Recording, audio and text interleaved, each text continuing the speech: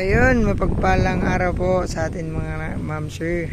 Dito ako sa bayan ng Talugtog. Ayan, mango farm. Tingnan natin. Mga 50 more or less po yung mangga. Maliliit pa sila pero namumunga na daw, pero hindi naman pinapa-spray ni kuya, yung caretaker nito. So hanggang dun po yung property natin. Total area 7,200 square meter. So may frontage siya na na 20 meters. Yan. Ganda ng So ito, tingnan po natin, dating may kulungan ng mga baboy. Package po lahat ng gamit, yung bahay. May dalawang bahay ata to. Tapos kulungan ng baboy tsaka mga manok. May fish pan po na isa. Tapos along National Road tong property na to, mga ma'am sir. Nandito tayo sa part na gitna, doon pa yung dulo puro. Tapos punta po tayo sa harap. Ayan. Ito po yung mga mangga. Ito po yung National Road. Puntahan natin.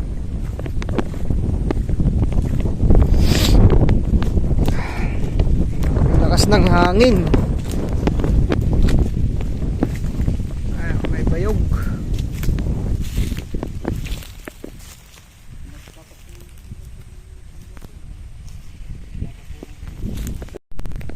Ano po? Fish pan, 50 more or less na mangga. Isang fish pan, may mga bayog.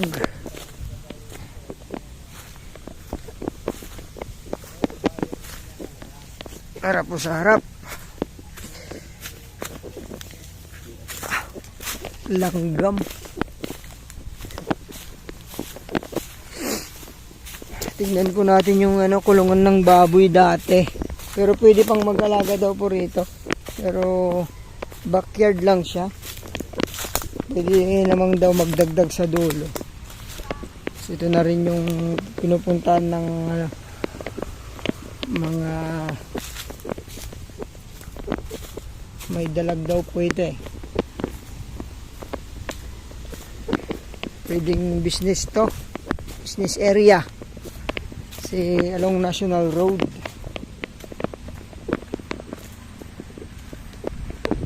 Okay, yan po, fish pan.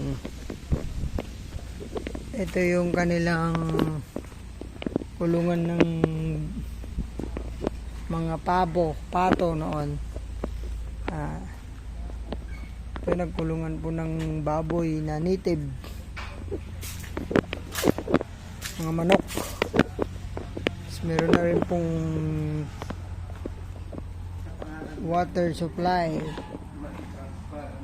Ito yung kulungan ng baboy.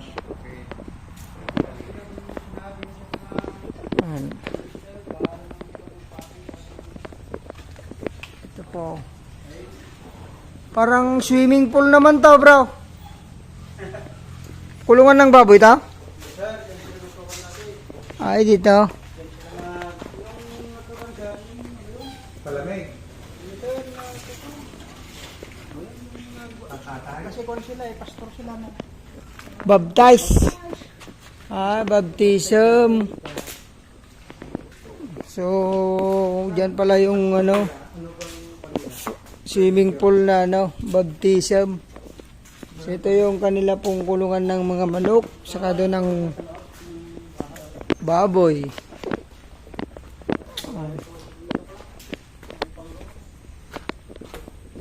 Tingnan natin dito sa side.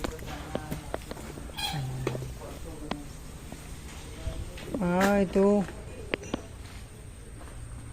So, pwedeng gawing integrated farm. Ayan. Ano to, bodega?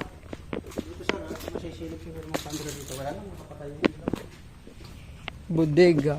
Ano yan, bahay nila dati? Bodega. Ito, kulungan ng baboy tsaka manok dati.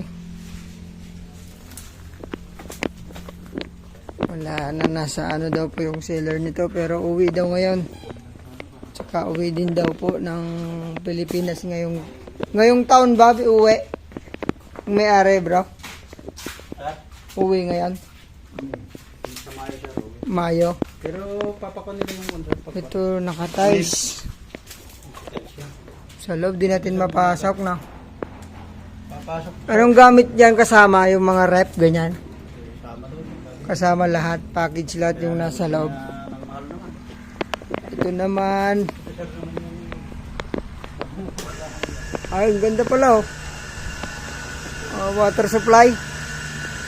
Diretso na ano? Mechanical. Ayun oh. Oh. Di kuryente. Switch lang oh. Walang pagod ano. Wala ka ba? Yan sila nagigit. Yan po, may water supply pala tayong ganyan. Ang ganda. Pero mas maganda sa pag gawin na nila yung pa. Hindi na ganyan. Ang matik na. Ito, nandito na po tayo sa ano. Yan po yung isang bahay. Tapos ito naman yung pangalawa. Maliliit lang. Pero package daw yung mga gamit sa loob. Mga rep, TV, cabinet.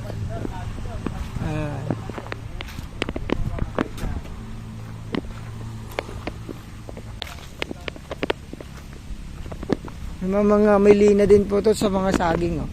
Puro saging sa harap. Pakita ko po yung National Road. May mga milina din. Mas maluwang dito sa harap kaysa sa gitna pala. Parang mahigit 20 meters.